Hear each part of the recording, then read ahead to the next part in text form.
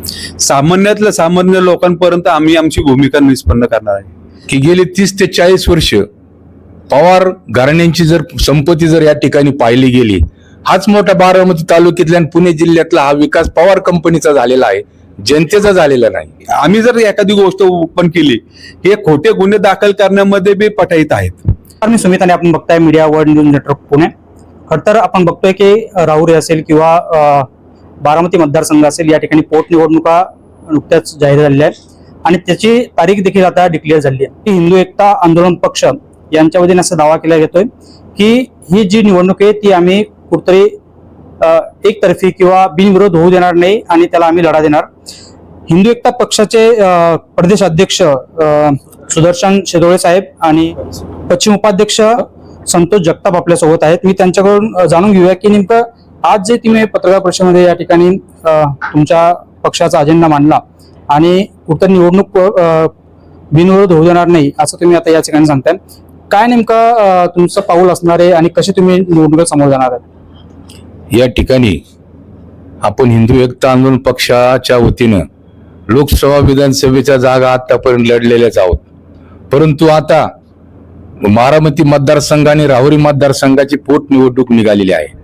त्या संदर्भामध्ये सत्तेत असलेले लोक हे सांगतात की आम्ही या ठिकाणी दोन्ही विधानसभेच्या निवडणुका बिनविरोध करणार आहोत, परंतु आम्ही बारामती मतदारसंघ व राहुरी मतदारसंघ हा हिंदू एकता आंदोलन पक्षाच्या वतीनं लढवणार आहोत आणि बिनविरोध आम्ही त्या ठिकाणी होऊन देणार नाही। या ठिकाणी आपण जर बारामती मतदारसंघ जर पाहिला, गेली 40-45 वर्ष पवार कंपनी ही घराणेशाही 30-40 वर्ष राज्यामध्ये काम करते।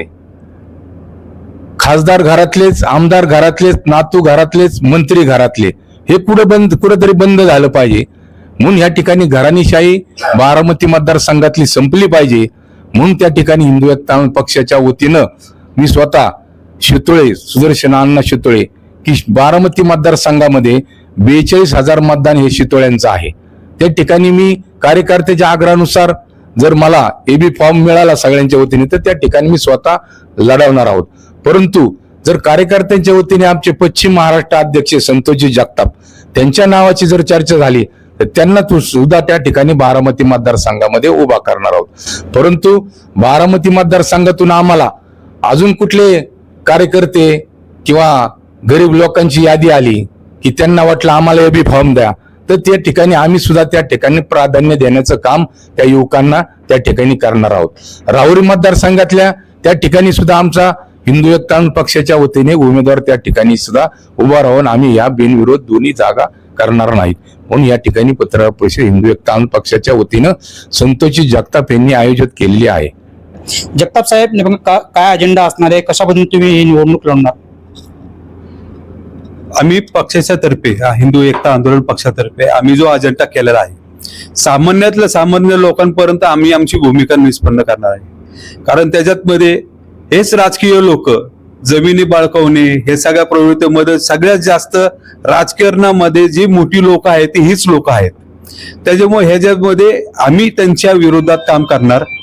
परंतु अजून एक विषय असा असतो की आम्ही जर एखादी गोष्ट ओपन केली, हे खोटे गुन्हे दाखल करण्यामध्ये बी पटाईत आहेत।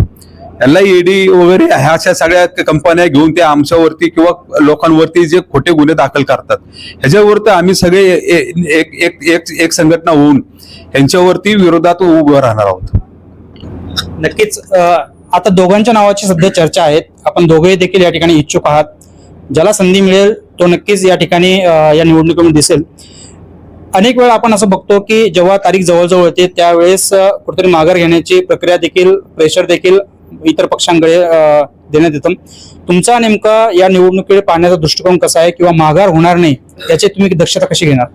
त्याच्यामध्ये दक्षता आहे की आम्हाला एक मत मिळलं तरी चालेल, पण आम्ही शेवटपर्यंत लढणार, हे आमचे धोरण राहील। मग आम्हाला कोणी साथ देऊ नाही तर नाही देऊ, एका मताने बी आम्ही समाधान, पण आम्ही त्यांच्या विरोधात माघार घेतली नाही हे सिद्ध होईल। फक्त बिनविरोध या ठिकाणी बारामती आणि राहुरी मतदारसंघ झाला नाही पाहिजे, म्हणून या ठिकाणी आम्ही लढणार आहोत। दुसरी गोष्ट, जे घराणेशाही पवार कंपनीची हे कुठेतरी संपुष्टात आली पाहिजे, म्हणून आम्हाला त्या ठिकाणी निवडणूक लढवायचे संकेत आम्ही त्या ठिकाणी ठेवलेले आहेत। काय सांगाल, तुम्ही त्या ठिकाणी राहता आणि त्या मतदारसंघात तुमचं कुठं मताधिक्य आहे, तिथे विकास झाला नाही का? विकास झालेला आहे, परंतु जर विकासाचा दृष्टिकोन जर पाहिला की गेली 30 ते 40 वर्ष पवार घराण्यांची जर संपत्ती जर या ठिकाणी पाहिली गेली, हाच मोठा बारामती तालुक्यातला आणि पुणे जिल्ह्यातला हा विकास पवार कंपनीचा झालेला आहे, जनतेचा झालेला नाही. जनतेच्या विकासासाठी नेमकं तुमचं काय पाऊल असणार? जनतेच्या विकासासाठी आमचा हिंदू एकता पक्षाचा त्या ठिकाणी विधानसभेमध्ये सदस्य आमदार म्हणून जर गेला तर त्या ठिकाणी बारामती मतदारसंघातले जनतेचे कामं आणि जनतेचे जे कामं राहिलेले असतील किंवा कुणावर अन्याय होत असेल त्या ठिकाणी आम्हाला वाचा फोडण्याचं काम त्या विधानसभेमध्ये करता येईल, म्हणून या ठिकाणी आम्हाला निवडणूक लढवायची आहे. तर आता हिंदू एकता आंदोलन पक्ष म्हणून तुम्ही आता ही निवडणूक समोर जाताय, इतर पक्षांचा किंवा काही संघटनांचा काही पाठिंबा मिळतोय का? काही समोर राहतात का? अजूनपर्यंत आम्ही तसं काय, आज आमची पहिली पत्रकार परिषद झालेली आहे. आता इथून पुढे तुमच्या सहकार्याने, पत्रकारांच्या सहकार्याने जे काय आम्हाला प्रसिद्धी मिळेल त्याच्यावरनं सगळ्या संघटनेचे लोक ज्यावेळेस आम्हाला एकत्रित येतील, संपर्कात येतील, त्यावेळेस तो निर्णय आम्ही घेऊ. नक्कीच. आता तुम्ही दोघं तर बारामतीमध्ये इच्छुक आहात, तसं राहुरीमध्ये काय दृश्य आहे, त्या ठिकाणी कोण समोर येत आहे? एक गाडेकर म्हणून आहेत आणि पागेर म्हणून आहेत, ते नगरसेवक आहेत, त्यांना आम्ही या ठिकाणी उमेदवारी देणार आहोत. परंतु आम्ही राज्यातले काही पद अधिकारी आहेत, त्यांच्या आग्रहानुसार आमची परत एकदा मिटिंग होणार आहे नगर जिल्ह्यामध्ये. त्यानुसार जे कार्यक्रम आमचे पदाधिकारी हिंदू एकता पक्षाचे आहेत त्यांच्या सर्वांच्या मताने जो उमेदवार ठरवेल त्या ठिकाणी आम्ही 30 तारखेनंतर देणार आहोत. नक्कीच. एकंदरीत चित्र आतापर्यंत असंच होतं की आता या दोन्ही निवडणुका ज्या आहेत त्या बिनविरोध होईल आणि त्या ठिकाणी जे सत्ताधारी पक्ष आहेत तेथीलच उमेदवार या ठिकाणी सत्तेत बसेल.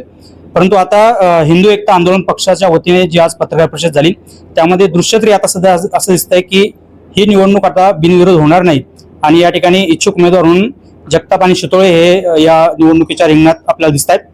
खूप खूप धन्यवाद, तुम्ही आमच्या सोबत चर्चा केली आणि प्रेक्षकांना तुमच्या संपूर्ण पक्षाची आणि तुमचा सर्व अजेंडा या ठिकाणी स्पष्ट केला. मी Sumit Jain, media world news, Pune. Chhatrapati Shivaji Maharaj की जय. जय श्रीराम. डॉक्टर बाबासाहेब आंबेडकरांचा जय. संभाजी महाराज की जय.